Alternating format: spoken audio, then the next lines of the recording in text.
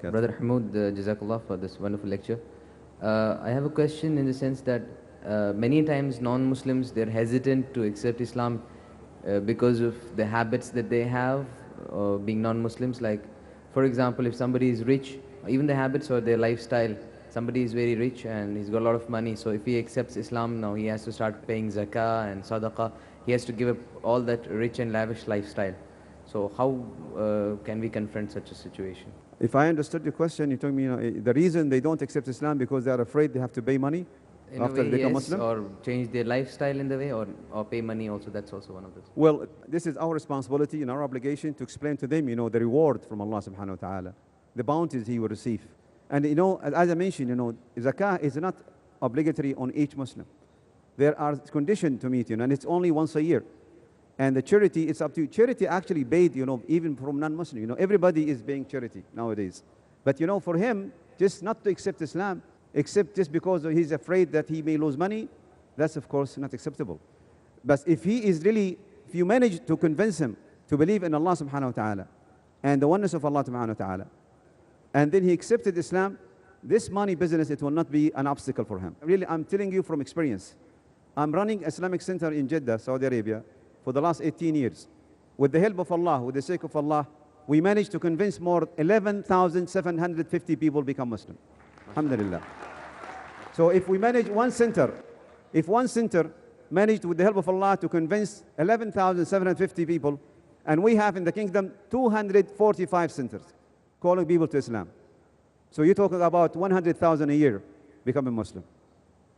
So I don't think, that number can go with this, but because of the money, he will not accept Islam. Once the person, I'll tell you a thing, my brother. The people who tasted the bitterness of Jahiliyyah, of Kufr, once they taste the sweetness of Islam, it will go to their heart and he will not care about money. But let him taste the sweetness of Islam first.